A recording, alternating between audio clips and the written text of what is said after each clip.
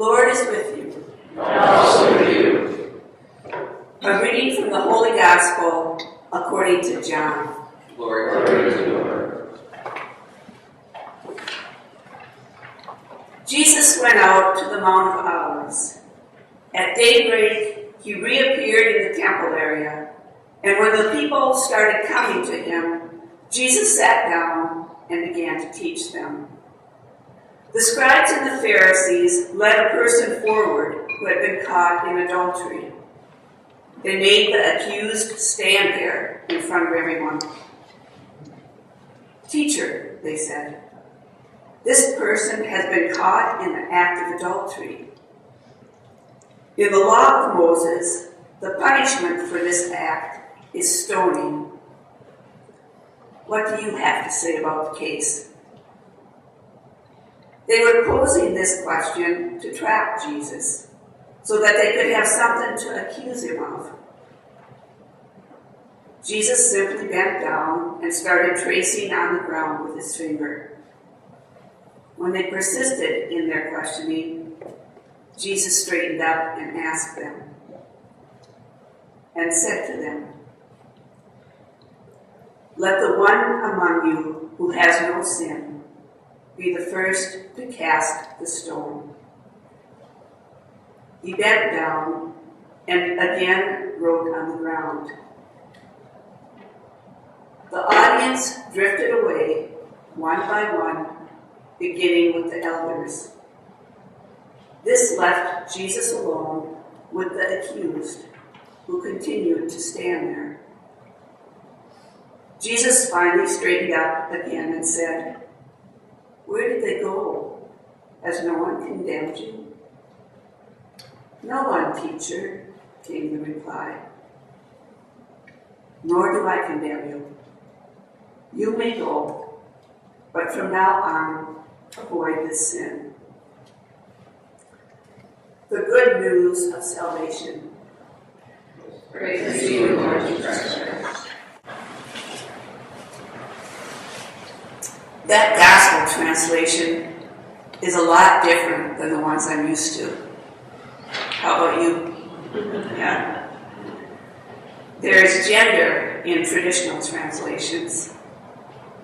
And who is it that's brought before Jesus in the traditional translations? It's a woman, isn't it?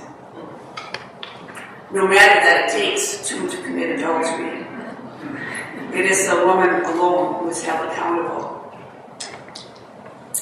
I'm not sure what to think about this translation. It removes an entire level of injustice from the story. It removes the reality of patriarchy and the violence done to women in a system that values men over women. A system that judges women vastly different than men for the same indiscretion. In being inclusive, systematic injustice is removed. I think we're better off naming the injustice.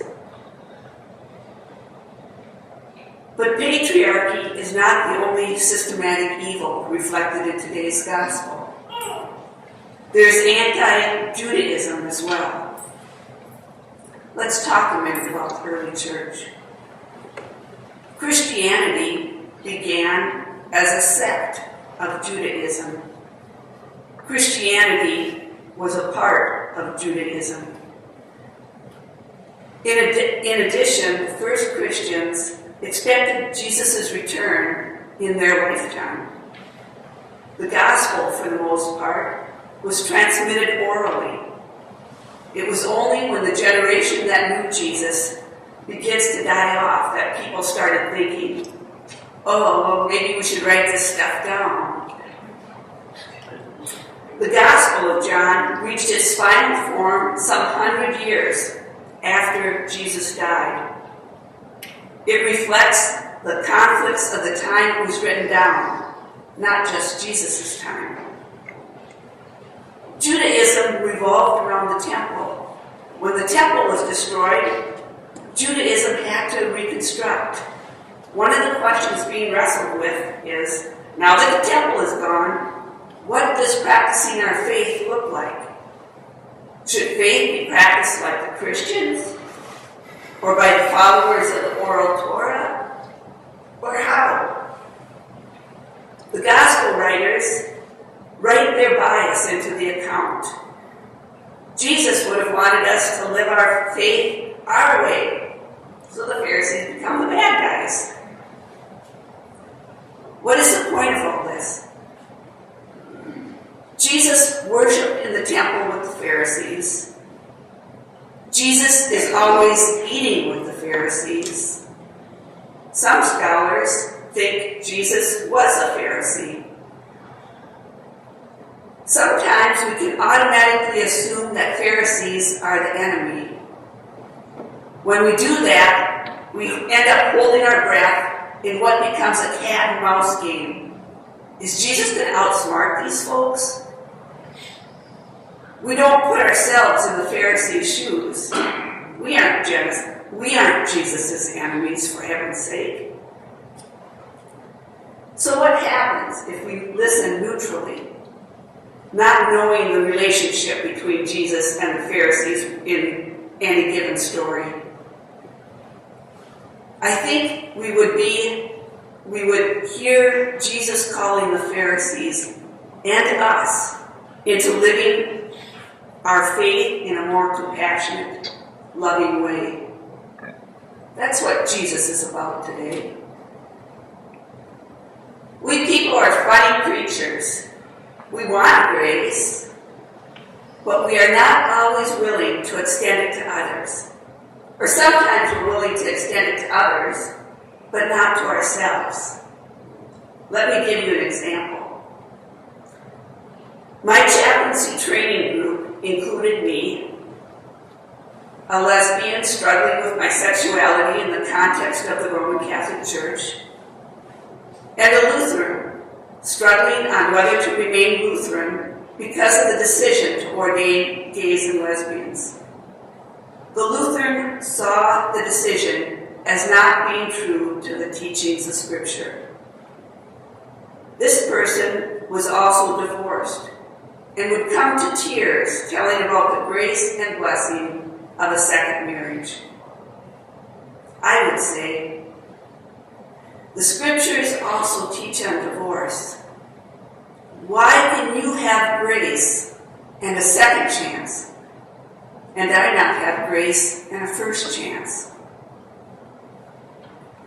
We are moved when we receive grace, but not always so sure someone else should receive it as well. Now you think I would have learned the lesson in the last story, but I am guilty of being suspicious of generous grace as well. The old Catholic Church we are part of ordains women and LGBT folks. Here is a grace I did not find in the Roman Church. However, there are some expressions of sexuality that I'm uncomfortable with, and in my discomfort, I limit. I was talking to Ron about my discomfort a couple weeks ago on the drive to Spirit of Hope. He broke through to me with a simple question. Is God calling this person to ministry? Simple. It is not for me to limit God. Discernment, yes. But God is not limited by my comfort level. Thank God. Grace. We all need it. Yet at times we find ourselves thinking or feeling that it does not or should not extend to someone else. That is what's happening in today's gospel.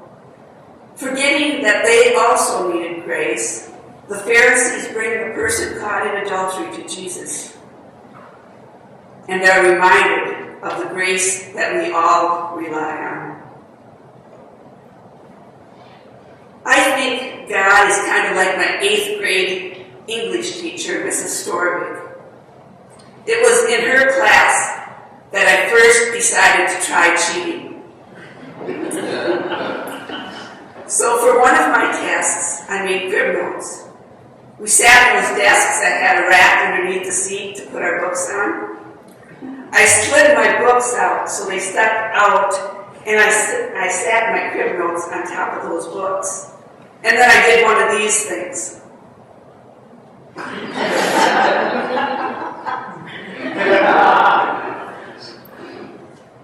Mrs. Storvik saw what I was up to, of course.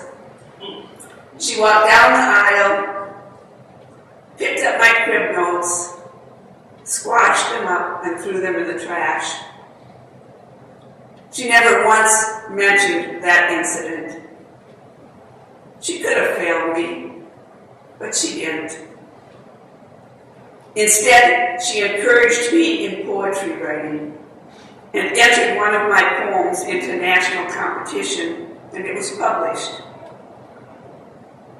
She called me to be more than what she had seen, than what I had demonstrated in trying to cheat.